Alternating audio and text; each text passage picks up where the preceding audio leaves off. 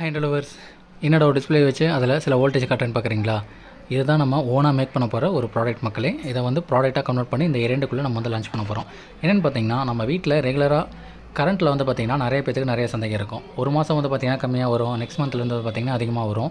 எதனால் வருதுன்னே தெரியாது. இதுக்காக எலக்ட்ரிஷியனை கூப்பிட்டு செக் பண்ணிங்கன்னா அவங்களும் ஒவ்வொரு டிவைஸையும் செக் பண்ணிவிட்டு மோஸ்ட்லி ஃப்ரிட்ஜ் பக்கம் போவாங்க. பழைய ஃப்ரிட்ஜாக இருந்தால் கரண்ட் பில் அதிகமாக வரும், கம்ப்ரஸர் வந்து பழசாயிடுச்சுன்னு சொல்லுவாங்க. இல்லைன்னா ஃப்ரிட்ஜில் நீங்கள் வந்து ஒரு இரும்பு ஐட்டம் சில்வர் ப்ராடக்ட்டில் அதிகமாக வச்சுருந்தீங்கன்னா கரண்ட் பில் அதிகமாக எடுக்கும் அப்படிங்கிற மாதிரி சொல்லுவாங்க. ஏசி இந்த மாதிரி நிறைய ரீசன் சொல்லுவாங்க. பழைய ஒயரிங் அந்த மாதிரிலாம் நிறைய திங்ஸ் இருக்கும்.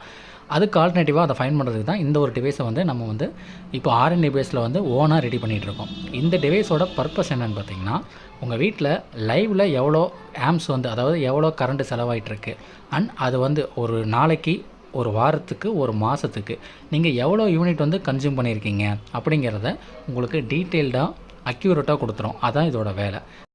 இது ஒரு டெஸ்ட் மாடல் மக்களே, ப்ரோட்டோடைப். எக்ஸாம்பிளுக்கு வந்து என்னோடய ஈவி சார்ஜர் இருக்குது. அதை நான் சார்ஜ் பண்ணி ஒரு 3 ஹவர்ஸ்க்கு எவ்வளோ யூனிட் கன்சியூம் பண்ணுதுன்னு உங்களுக்கு ரியல் டைமில் செக் பண்ணி காட்டுறேன். இப்போ நான் சார்ஜரை கனெக்ட் பண்ணோன்னே ஆம்ஸ் ரேட் அதிகமாகுது. 3 ஆம்ஸ் வந்து அந்த சார்ஜர் வந்து இப்போ எடுத்துகிட்டு இருக்குது.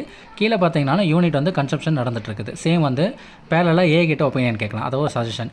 ஒரு 3 மணி நேரத்துக்கு 60 வோல்ட் 8 ஆம்ஸ் இருக்கிற ஒரு சார்ஜர் எவ்வளோ யூனிட் வந்து கன்சியூம் பண்ணும் அப்படிங்கிறத நான் கேட்டிருக்கேன். சார்ஜ் யூனிட் வந்து பார்த்தீங்கன்னா 1.44 யூனிட், அதாவது 1.5 யூனிட் சம்திங் சொல்லுது. சேம் அதே இன்னொரு ஏகிட்டே நம்ம அதே சஜஷனை கேட்கலாம்.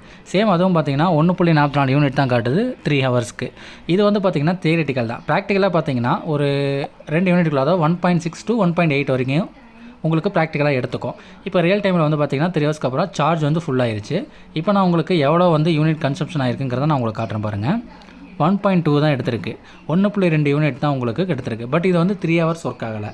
நான் வந்து ஒரு 30% வந்து பேட்டரியை கனெக்ட் பண்ணிட்டேன். அப்போ வந்து பார்த்திங்கன்னா எனக்கு ஒரு 2.25 மணி நேரம் தான் சார்ஜர் வந்து ஒர்க் ஆச்சு. அதில் வந்து பார்த்திங்கன்னா 1.2 யூனிட் வந்து கன்சம்ஷன் நடந்திருக்கு. அண்ட் உங்களுக்கு நிறைய பேருக்கு இருக்கிற ஒரு காமன் டவுட்டு, எனர்ஜி மீட்டர்ஸ் வந்து நிறைய ஆன்லைனில் இருக்குது, அப்புறத்துக்கு இதை நீங்கள் வந்து தேவையில்லாமல் மேக் பண்ணி டைம் வேஸ்ட் பண்ணுறீங்கன்னு இருக்கும். ஆனால் அதுக்கு இதுக்கு என்ன வித்தியாசம்னு பார்த்தீங்கன்னா, அந்த எனர்ஜி மீட்டரில் தேவையில்லாத ரீடிங்ஸ் நிறைய இருக்கும். நம்ம இதில் அப்படி கிடையாது. உங்களுக்கு ஒரு டெய்லி, வீக்லி, மந்த்லி யூனிட்டாக நீங்கள் எவ்வளோ கன்சம்ஷன் பண்ணியிருக்கீங்க அப்படிங்கிறத ஈஸியாக உங்களால் ஃபைண்ட் அவுட் பண்ண முடியும். அண்ட் இதோட அப்கமிங் அப்டேட்டுக்கு மறக்காம சேனலை ஃபாலோ பண்ணுங்கள். தேங்க்யூ ஃபார் வாட்சிங்.